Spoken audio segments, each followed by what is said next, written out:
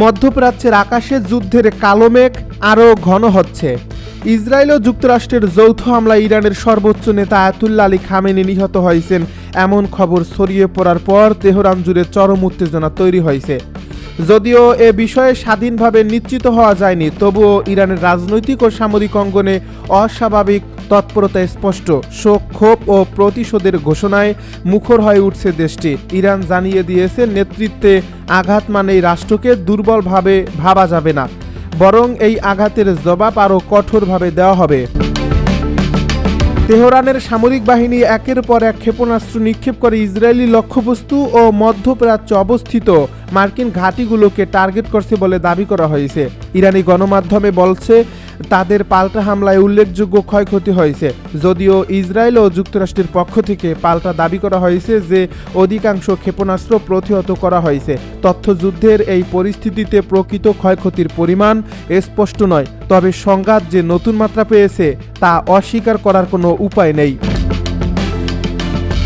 এই উত্তপ্ত প্রেক্ষাপটে সবচেয়ে আলোচিত হয়ে উঠছে উত্তর কোরিয়ার অবস্থান। দেশটির সর্বোচ্চ নেতা কিম জং উন প্রকাশ্যে ইরানের পাশে দাঁড়ানোর ঘোষণা দিয়েছেন। তিনি বলছেন, ইরানের বিরুদ্ধে সাম্প্রতিক হামলা ছিল আন্তর্জাতিক আইনের চরম লঙ্ঘন এবং এটি সরাসরি একটি সার্বভৌম রাষ্ট্রের উপর আগ্রাসন। তার ভাষায়, শক্তিধর রাষ্ট্রগুলো নিজেদের স্বার্থে অন্য দেশের ভূখণ্ডে হামলা চালিয়ে বিশ্ব শান্তিকে হুমকির মুখে ঠেলে দিচ্ছে। উত্তর কোরিয়ার রাষ্ট্রায়ত্ত গণমাধ্যমে প্রচারিত বিবৃতিতে বলা হয়েছে, তেহরানের প্রয়োজনে সামরিক সহযোগিতা দেওয়ার বিষয়টি বিবেচনায় রয়েছে, এমনকি ক্ষেপণাস্ত্র সহায়তার কথাও ইঙ্গিত করা হয়েছে। যদিও সরাসরি যুদ্ধের ঘোষণা দেওয়া হয়নি, তবুও কিম জং উনের বক্তব্যে করা বার্তা স্পষ্ট। তিনি বলেছেন, একটি উন্নত ক্ষেপণাস্ত্রই আগ্রাসনের জবাব দিতে যথেষ্ট। এই মন্তব্য ঘিরে আন্তর্জাতিক কূটনৈতিক অঙ্গনে নতুন করে আলোড়ন সৃষ্টি হয়েছে। বিশ্লেষকরা বলছেন, উত্তর কোরিয়া দীর্ঘদিন ধরেই ইরানের সঙ্গে প্রতিরক্ষা ও প্রযুক্তিগত সহযোগিতা বজায় রেখেছে। দুই দেশের মধ্যে কৌশলগত সম্পর্ক নতুন নয়। যুক্তরাষ্ট্র বিরোধী অবস্থান, নিষেধাজ্ঞা এবং আন্তর্জাতিক চাপ, এই তিনটি বিষয়ই তাদেরকে এক ধরনের অভিন্ন অবস্থানে নিয়ে এসেছে। এর ফলে ইরানের উপর বড় ধরনের হামলা হলে পিয়ংইয়ংয়ের প্রতিক্রিয়া আসবে, সেটিই ছিল অনেকের প্রত্যাশা। অন্যদিকে ওয়াশিংটন থেকেও কঠোর বার্তা এসেছে। মার্কিন প্রশাসনের দাবি, তারা আঞ্চলিক নিরাপত্তা নিশ্চিত করতেই পদক্ষেপ নিয়েছে। তবে সাবেক প্রেসিডেন্ট ডোনাল্ড ট্রাম্প ঘনিষ্ঠ মহলে এই সংঘাত নিয়ে উদ্বেগ প্রকাশ করছেন বলে আন্তর্জাতিক সংবাদ মাধ্যমে গুঞ্জন রয়েছে। কারণ সংঘাত যদি বহুপাক্ষিক রূপ নেয়, তাহলে তা কেবল মধ্যপ্রাচ্যেই সীমাবদ্ধ থাকবে না। ইসরায়েলের প্রধানমন্ত্রী বেঞ্জামিন নেতানিয়াহু নিজ বাসভবনে হামলার চেষ্টার অভিযোগ তুলে জাতির উদ্দেশ্যে ভাষণ দিয়েছেন। তিনি বলেছেন, ইসরায়েল আত্মরক্ষার অধিকার প্রয়োগ করছে এবং যে কোনো মূল্যে নিজেদের নিরাপত্তা নিশ্চিত করবে। তার ভাষণে আপোষহীন সুর স্পষ্ট ছিল। যুদ্ধবিরতির প্রস্তাব নিয়ে আলোচনা হলেও তা কার্যকর হয়নি বলে জানা গেছে। এই পরিস্থিতিতে আন্তর্জাতিক অঙ্গনে বিভক্তি স্পষ্ট হয়ে উঠছে। ইউরোপের বেশ কয়েকটি দেশ যুক্তরাষ্ট্র ও ইসরায়েলের পাশে অবস্থান নিয়েছে। আবার এশিয়ার প্রভাবশালী শক্তি চীন ইরানের প্রতি সহানুভূতিশীল অবস্থান নিয়েছে বলে কূটনৈতিক সূত্রে জানা গেছে। ফলে এই সংঘাত দুই পক্ষের সরাসরি লড়াই ছাড়িয়ে বৃহত্তর শক্তির প্রতিযোগিতায় রূপ নিতে পারে। বিশ্ব রাজনীতির পর্যবেক্ষকরা বলছেন, যদি উত্তর কোরিয়া বাস্তবিক অর্থে সামরিক সহায়তা দেয়, তাহলে তা হবে একটি বড় কৌশলগত মোড়। কারণ পিয়ংইয়ংয়ের হাতে উন্নত ব্যালিস্টিক ক্ষেপণাস্ত্র প্রযুক্তি রয়েছে।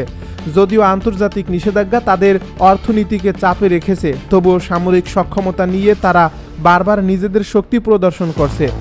ইরানও পিছু হটার ইঙ্গিত দিচ্ছে না। দেশটির সামরিক নেতৃত্ব জানিয়েছে, আক্রমণের জবাব অব্যাহত থাকবে। তাদের বক্তব্য, নেতৃত্বের উপর হামলা মানে জাতির উপর হামলা। সেই হামলার প্রতিশোধ নেওয়া হবে কৌশলগতভাবে এবং সময় মতো। এই ঘোষণার পর মধ্যপ্রাচ্যের আকাশসীমায় নজরদারি বেড়েছে, সমুদ্রপথে টহল জোরদার হয়েছে এবং একাধিক দেশে জরুরি সতর্কতা জারি করা হয়েছে। সাধারণ মানুষের মধ্যে আতঙ্কও বাড়ছে। ইসরায়েলের বিভিন্ন শহরে সাইরেন বাজছে, মানুষ আশ্রয় কেন্দ্রে ছুটছে। তেহরানেও জরুরি বৈঠক ও নিরাপত্তা প্রস্তুতি চোখে পড়ছে। যুদ্ধের প্রতিটি ঘণ্টা যেন নতুন অনিশ্চয়তা নিয়ে হাজির হচ্ছে। ইরানের বিরুদ্ধে যুদ্ধে নামছে আরেক মুসলিম দেশ।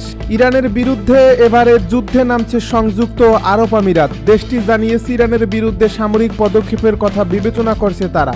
মঙ্গলবার চ্যানেল 12 এর বরাতে ইরান ইন্টারন্যাশনালের এক প্রতিবেদনে এই তথ্য জানানো হয়েছে। প্রতিবেদনে বলা হয়েছে, সংযুক্ত আরব আমিরাত ইরানের ক্ষেপণাস্ত্র ও ড্রোন হামলা ঠেকাতে সামরিক পদক্ষেপ নেওয়ার বিষয়টি বিবেচনা করছে।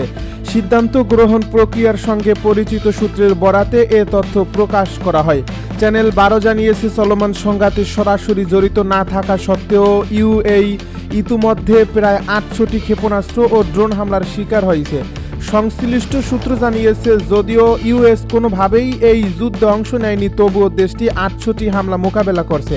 সূত্রটি আরও জানিয়েছে, এমন পরিস্থিতিতে বিশ্বের এমন কোনো দেশ নেই যারা নিজেদের নীতিমালা পুনর্বিবেচনা করবে না। এ প্রতিবেদনে বলা হয়েছে, এ বিষয়ে এখনও সংযুক্ত আরব আমিরাত বা ইরানের পক্ষ থেকে আনুষ্ঠানিক কোনো বিবৃতি পাওয়া যায়নি। এর আগে শিয়া ধর্মীয় নেতা আয়াতুল্লাহ কামাল আল হাইদারি মঙ্গলবার যুক্তরাষ্ট্র ও ইসরায়েলের বিরুদ্ধে জিহাদের আহ্বান জানিয়েছেন। তার কার্যালয়ের বিবৃতিতে বলা হয়েছে, এই আক্রমণগুলো ইরানের সভ্যতা ও ধর্মীয় কর্তৃত্বকে লক্ষ্য করে করা হয়েছে। খবর শাফাক নিউজের। আল হাইদারি মুসলমানদের সতর্ক করেছেন, নিজেদের ভূমি মর্যাদা ও সার্বভৌমত্ব রক্ষায় প্রস্তুত থাকতে হবে এবং ইহুদি ও আমেরিকানদের অহংকারের বিরুদ্ধে প্রতিরোধ করতে হবে। শিয়া ধর্মমতে এই ধরনের জিহাদ সাধারণত প্রতিরক্ষা ভিত্তিক এবং আক্রমণাত্মক নয়। দ্বাদশ শিয়াদের মধ্যে এই ধরনের সিদ্ধান্ত দেওয়ার ক্ষমতা একজন মারজা আল তাকলিদ বা সর্বোচ্চ ধর্মীয় নেতার কাছে সীমাবদ্ধ। এর আগে 2014 সালে ইরাকের শীর্ষ শিয়া নেতা আয়াতুল্লাহ আলী আল সিস্তানি আইএসআইএস এর বিরুদ্ধে লড়াই করার আহ্বান করেছিলেন, যা পরে পপুলার মোবিলাইজেশন ফোর্সেসে পরিণত হয়। যুদ্ধে না জড়ানোয় স্পেনের বিরুদ্ধে কঠোর পদক্ষেপ ডোনাল্ড ট্রাম্পের। যুদ্ধে না জড়ানোয় স্পেনের বিরুদ্ধে কঠোর পদক্ষেপ নেওয়ার ঘোষণা দিয়েছেন মার্কিন প্রেসিডেন্ট ডোনাল্ড ট্রাম্প। তিনি জানান, স্পেনের সঙ্গে সব ধরনের বাণিজ্য বন্ধ করার পরিকল্পনা করছে যুক্তরাষ্ট্র। ইরানে হামলা সংক্রান্ত মিশনে মার্কিন সামরিক বাহিনীকে নিজেদের ঘাঁটি ব্যবহার করতে না দেওয়ায় স্পেনের বিরুদ্ধে এই পদক্ষেপ নেওয়া হচ্ছে। মঙ্গলবার আল জাজিরার এক প্রতিবেদনে এই তথ্য জানানো হয়েছে। জার্মান চ্যান্সেলর ফ্রেডরিক মের্জের সঙ্গে বৈঠকের সময় সাংবাদিকদের প্রশ্নের জবাবে ট্রাম্প বলেন, স্পেন খুবই খারাপ আচরণ করছে। মার্কিন অর্থমন্ত্রী স্কট বেসেনকে স্পেনের সঙ্গে সব ধরনের লেনদেন বন্ধ করার নির্দেশ দেওয়া হয়েছে। মার্কিন প্রেসিডেন্ট বলেন, আমরা স্পেনের সঙ্গে সব বাণিজ্য বন্ধ করে দেব। স্পেনের সঙ্গে আমাদের আর কোনো সম্পর্ক রাখতে চাই না। এর আগে ইরানে হামলা চালাতে যুক্তরাষ্ট্রকে নিজেদের সামরিক ঘাঁটি ব্যবহারের অনুমতি নাকচ করে দেয় স্পেন। এর ফলে দেশটির দক্ষিণাঞ্চলের রোটা ও মোরন সামরিক ঘাঁটি থেকে অন্তত 15টি মার্কিন যুদ্ধবিমান উড়ে যায়। Flight tracking website flight radar 2 এর বরাতে এমন তথ্য উঠে এসেছে। স্প্যানিশ পররাষ্ট্রমন্ত্রী হোসে ম্যানুয়েল আলবারেস বলেন, স্পেনের সার্বভৌমত্বের অধীনে সামরিক ঘাঁটিগুলো ইরানের উপর হামলার জন্য যুক্তরাষ্ট্রকে ব্যবহারের অনুমতি দেওয়া হবে না। এই অভিযানে স্পেনের ঘাঁটিগুলো ব্যবহার করা হচ্ছে না। এসব ঘাঁটি যুক্তরাষ্ট্রের সঙ্গে চুক্তির অন্তর্ভুক্ত